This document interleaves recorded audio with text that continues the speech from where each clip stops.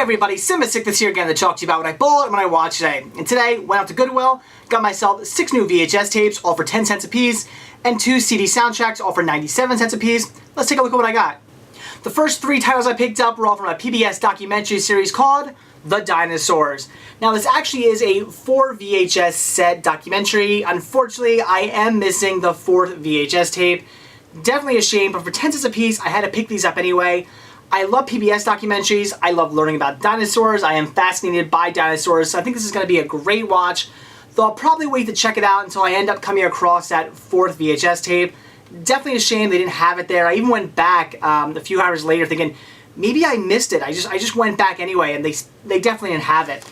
As you can see, when you put them all together, they make a pretty cool little mural here that says The Dinosaurs, but my mural is not complete. So definitely gonna look for that 4th VHS tape, but cannot wait to check these out someday. Then I picked up another documentary, this time a biography documentary called Jesus, His Life. Now, as I've said many times, I'm not religious. I don't practice any religion whatsoever, but I do love learning about religions, and I love learning about Jesus because even though I'm not religious, I don't practice Christianity, I do believe that there certainly was a man named Jesus Christ who existed.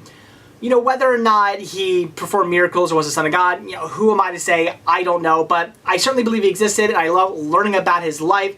I also love the Biography series. I think it is a great, fantastic documentary series, so cannot wait to check this one out as well. Next I picked up Wake of the Red Witch, a John Wayne movie I know nothing about. It was a complete blind buy. I've never seen this, but for 10 cents, if you're going to pick it up, check it out. I just recently started getting the John Wayne movie, so should be a good watch, I hope.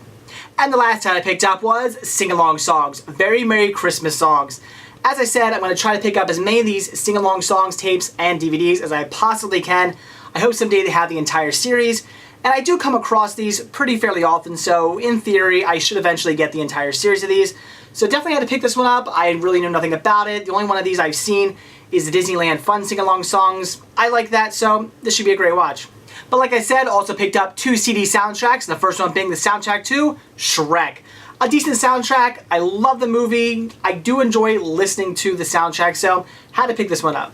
And the second soundtrack I picked up was the soundtrack to Scent of a Woman, which looks to be mostly just a score. And as I've said many a times, scores for me are hit and miss. Sometimes I'm really into them, but a lot of times I'm not. And they're just, they're just okay to listen to, maybe put on for background music, but nothing that I'm going to listen to on my way to work or, just driving somewhere in my car. Nothing I'm really going to crank on, on my iPod anytime soon. But I do own the movie, so had to pick up the soundtrack.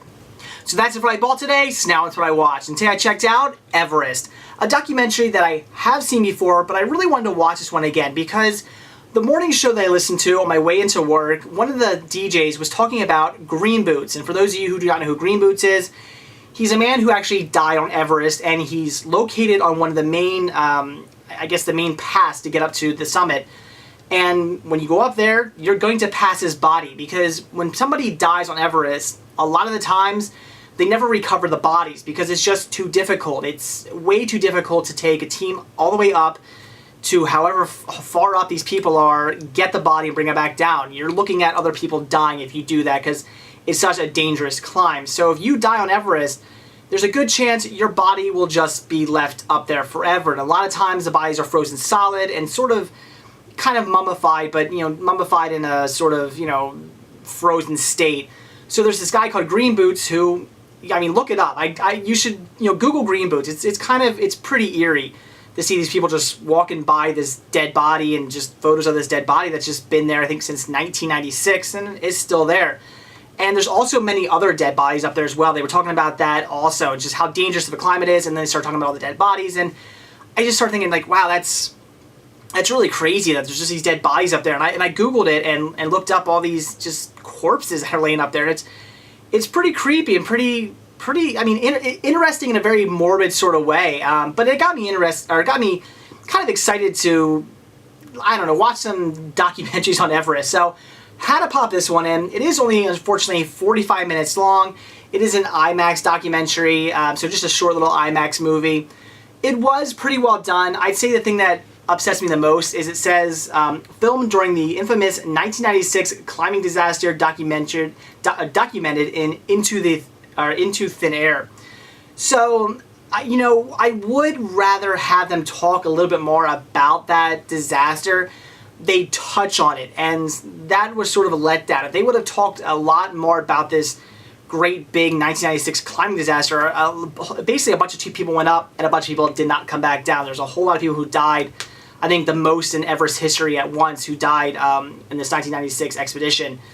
And they really didn't touch on it because the expedition that IMAX was filming wasn't really part of that disaster. So that's why I guess they just kind of touched on it but really didn't talk about it enough. I still would have liked maybe for this to have been like an hour-long documentary. Maybe they could have just spent like 15, 20 minutes just talking about that disaster. That would have been really interesting, because when they basically say, oh, one of the worst disasters in Everest history, so let's go talk about this now. And you're like, no, hold on. Wait, let's hear more about this big disaster. You can't just say, this is the worst disaster that ever took place, and then start talking about something else. No, you want to hear about it. You want to know what's going on. You want to know more about this great disaster. So that was my only downfall with this. They didn't really touch on that enough. But it is still a great documentary about a group of people, just this expedition climbing to the top of Everest. And certainly they do make it. I guess spoiler alert there, but obviously you could probably come to the assumption that they do make it to the summit. So it's definitely worth checking out if you have any interest in just the history or just learning about Everest at all. It's definitely something to check out. I'd highly recommend it. So that's it for what I bought when I watched today. Definitely got some great VHS tapes, all for 10 cents a piece at my local Goodwill. Definitely a great haul there. Unfortunately, I am still missing that one dinosaur VHS tape, but hopefully someday I'll come across it and have the complete set. Also picking up this 2 CD soundtracks. Love adding soundtracks to my collection, so definitely happy to have that. And watching Everest, it was great. A little short, could have touched on the disaster a little bit more, but still a great IMAX documentary that I'd recommend checking out. So that's it. Thanks for watching. Stay tuned to see what I bought when I watch tomorrow. See ya.